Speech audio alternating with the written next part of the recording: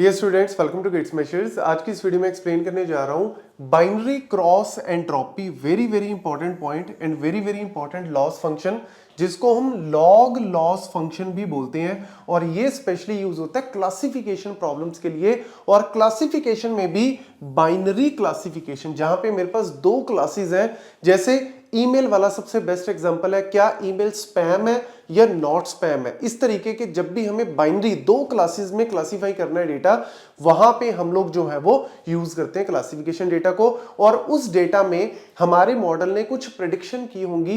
Actual data और prediction के बीच में क्या एरर आ रहा है, क्या डिफरेंस आ रहा है, वो जो एरर है उसको कैलकुलेट करने के लिए हम लोग लॉस फंक्शन को यूज करते हैं। और बाइनरी में हमारे पास कौन सा आता है, cross entropy. Although multiple classes में जब हम कैटेगोरियल डेटा की बात करते हैं, मतलब अगर दो से ज्यादा क्लासेस है उसमें भी ये यूज हो जाता है। लेकिन यहां पे स्पेशली बाइनरी के केस में क्या फॉर्मूला है, सबसे पहले थोड़ा सा फॉर्मूला दिखने में डेंजरस है बट है बड़ा सिंपल सा।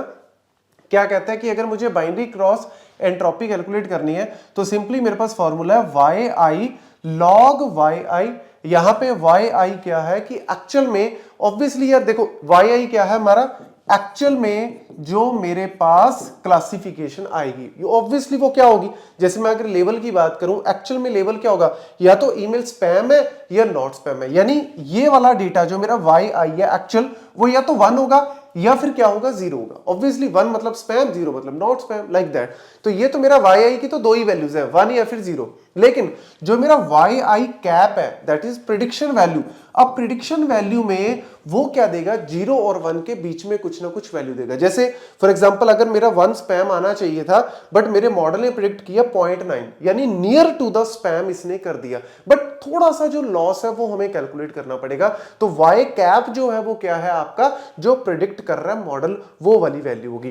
Plus 1 minus y i that is again your what, your actual value log 1 minus y i. तो ये फॉर्मूला थोड़ा सा आपको लग रहा है, अभी मैं आपको सॉल्व कराऊंगा, आपको लगेगा इतना आसान है।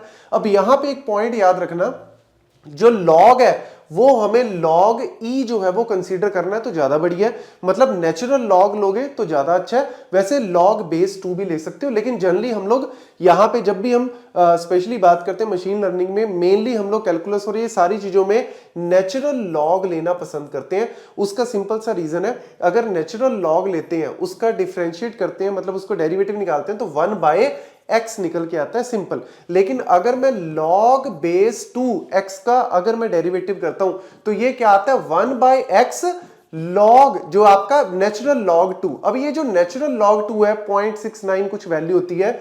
मतलब एक तरह से आप मान के चलो कि अगर मैं log बेस 2 का लेता हूं तो ये डेरिवेटिव क्या आएगा, 1/x नेचुरल log 2। अब ये जो नेचुरल log 2 आ रहा है 0.69 कुछ वैल्यू है, ये एक्चुअल में क्या है, एक एक्स्ट्रा कांस्टेंट वैल्यू मेरी निकल के आती है। लेकिन अगर मैं आपका नेचुरल log लेता हूं तो उस केस में सीधा 1/x हो जाता है। तो इसलिए हम लोग प्रेफर करते हैं कि क्यों एक्स्ट्रा कांस्टेंट को मल्टीप्लाई करना, फालतू में आपका बर्डन करेगा। तो इसलिए नेचुरल लेना ज्यादा प्रेफरेबल है। और ये अगर आपको कोई भी इंटरव्यू में कहीं पे भी पूछ ले तो आप आंसर इस तरीके से दे सकते हो कि क्यों हम लोग नेचुरल लेते हैं। अब देखो करना क्या है हमें, सिंपल सा फंड है। अगर लेट्स सपोज मेरा डेटा पॉइंट है सबसे पहले ए, और ये डेटा पॉइंट क्या कहता है कि जो मेरा एक्चुअल लेवल है वो 1 है और मॉडल की प्रेडिक्शन ने 0.9 किया। अब आप इसकी वैल्यू इसमें डाल के देखो। अब देखो अगर मेरा एक्चुअल में प्रेडिक्शन क्या है, 1 है, तो यानी वाई आई मेरा क्या हो गया, 1 हो गया। वाई आई मेरा क्या हो गया, 1 हो गया। लॉग ये आपका बेस ई मतलब नेचुरल लेना 0.9 हो गया, यानी मेरी प्रेडिक्शन क्या आई थी, 0.9 आई थी। प्लस अगर आप यहां पे प्लस करते हो 1 माइनस, अब ऑब्वियसली मेरा जो है ये 1 वैल्यू है तो 1 माइनस 1 करोगे तो 0 ही हो जाएगा।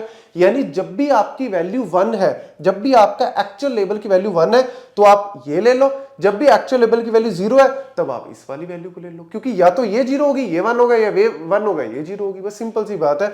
अब आपको ये फॉर्मूला बिल्कुल आसान लगेगा। यानी आपको इसको कैलकुलेट करना है तो आप सिंपली करोगे क्या, आप सिंपली नेचुरल लॉग ले लो 0.9 का, और कुछ भी नहीं करना। अब ऐसे ही प्लस यहां पे आपके पास नेक्स्ट क्या है, यहां पे एक्चुअल में लेवल क्या है, 0 आ रहा है, तो 0 अगर आप यहां पे 0 पुट करोगे तो ये तो 0 ही हो जाएगा, मल्टीप्लाई करने का फायदा ही नहीं।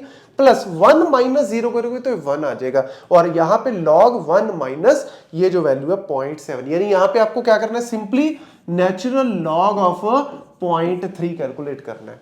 पता लग गया ना कैसे यार, ये तो वैल्यू 0 है मेरी एक्चुअल, तो एक्चुअल में यहाँ पे 0 पुट करोगे तो ओवरऑल आंसर 0 ही हो जाएगा। प्लस 1 माइनस 0 करोगे और यहाँ पे लॉग लोगे इसका, तो 1 माइनस ये वाली वैल्यू, मेरी कैप वाली वैल्यू क्या है 0.7, यानी 1 माइनस 0.7 करोगे तो 0.3 तो होगी, तो लॉग 0.3 ही तो निकाल रहा हूं।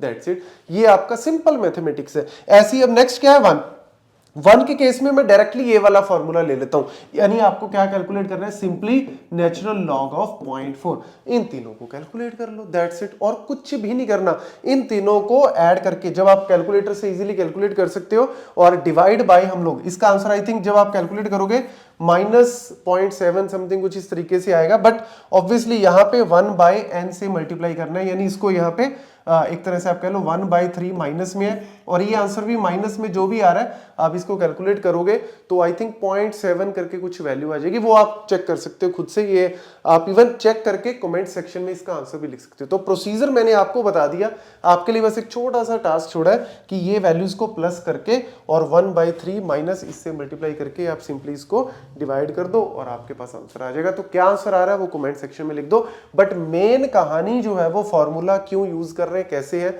वो आपको मैंने इसमें बता दी है। Thank you.